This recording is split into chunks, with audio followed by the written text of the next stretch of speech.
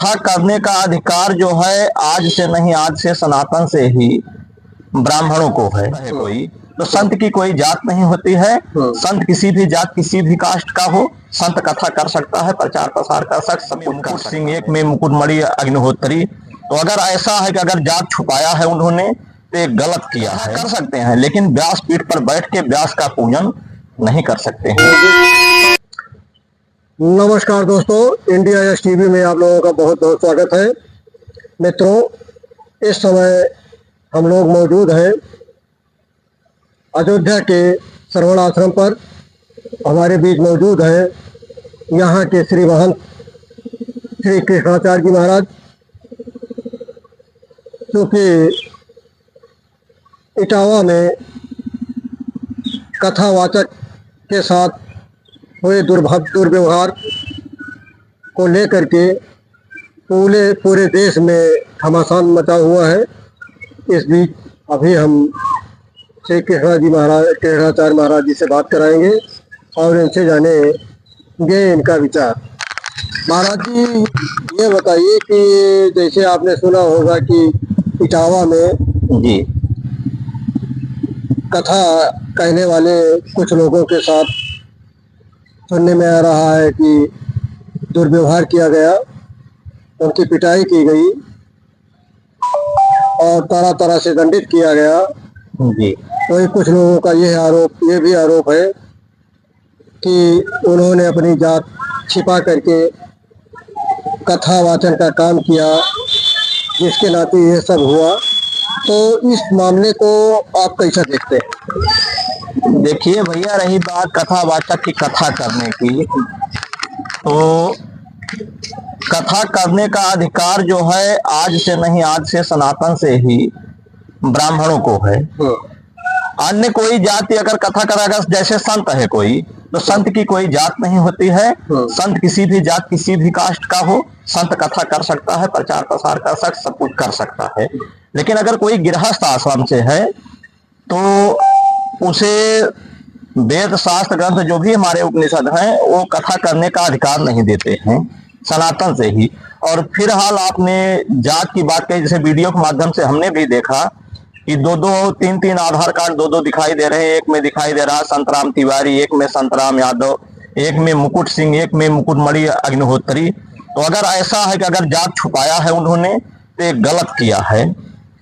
कथा कर सकते हैं लेकिन व्यास पीठ पर बैठ के व्यास का पूजन नहीं कर सकते हैं। जैसे महाराज जी लोग बताते हैं कि सूतोवाच शब्द आया हुआ है जी, और बताया यह जाता है कि सूत जो है तो छोटे कास्ट के थे जी, लेकिन उन्होंने कथा सुना। काग भुसुंड जो कि कौवा थे, जी जात के पक्षी थे, जी, फिर भी उनकी कथा सुनने के लिए शंकर भगवान आए। तो इस पर क्या कहना है आपका?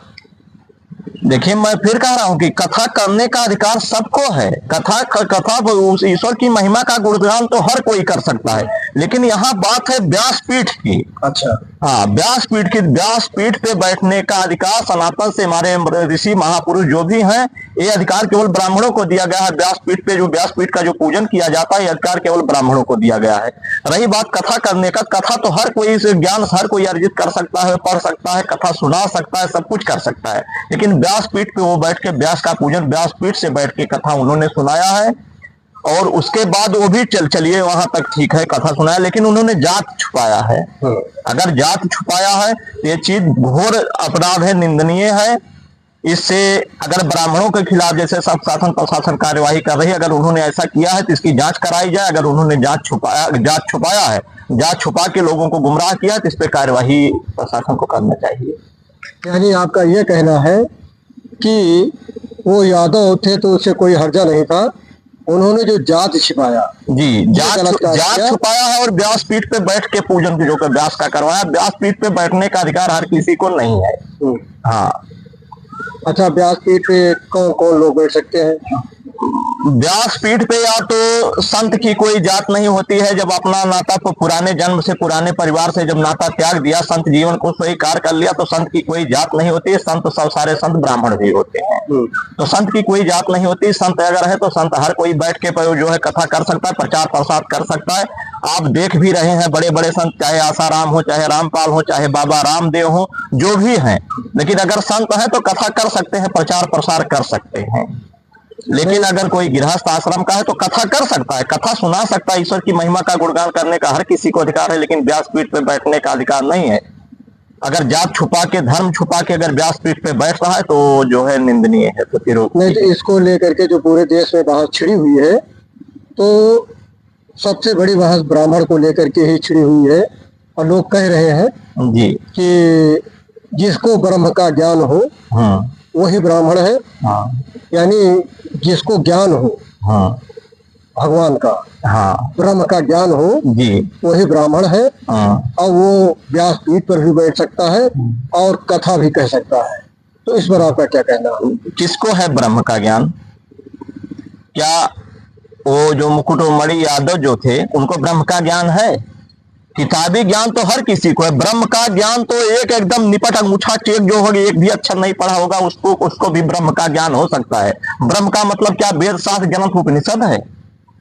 वेद शास्त्र ग्रंथ उपनिषद पढ़ने से उसको ब्रह्म का ज्ञानी कहते हैं, ब्रह्म ज्ञानी।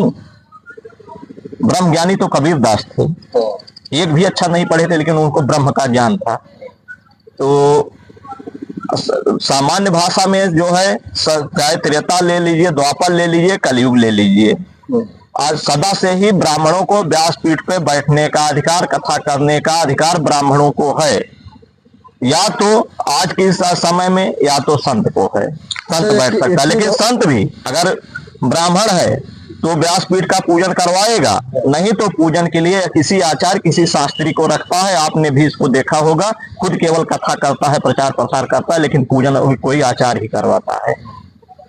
रही बात है तो सांप्रदायिक जातिवाद में इसको लोग कुछ, तो चुनाव सामने आ रहा है, चुनावी मुद्दा इसको बनाना चाह रहे हैं पार्टी वाले, चाहे सपा वाले हो, चाहे जो है बसपा वाले हो, चाहे जो भी हो, इसको चुनावी मुद्दा सामने, चुनाव है, बनाना चाह रहे हैं, जबकि ऐसा नहीं करना चाहिए जो है।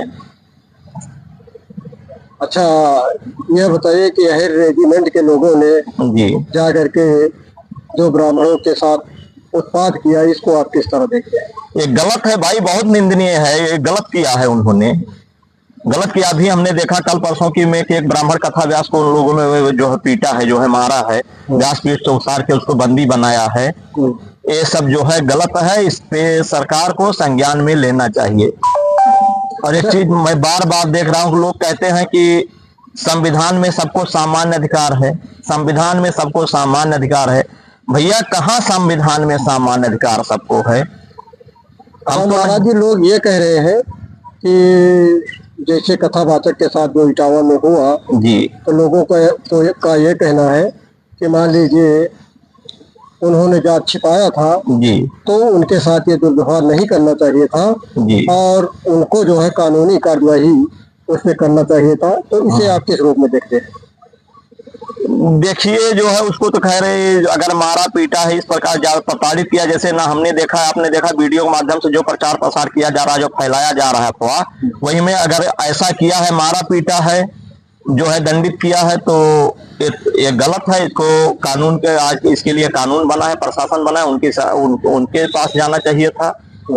अगर मारपीट ये अच्छी बात, समाज में फैलाना तमाम बेमनत फैलाना अच्छी बात नहीं है।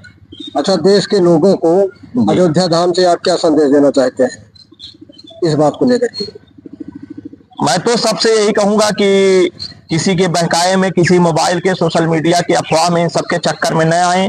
सच्चाई को जांच लें, परख लें, उसके बाद जो कुछ करें करें। ऐसे आपस में बेमनसना, सब भाईचारे से रहें, आपस में प्रेम मोहब्बत से रहें। सारे जो है सनातनी, सारे हिंदू सब भाई हैं।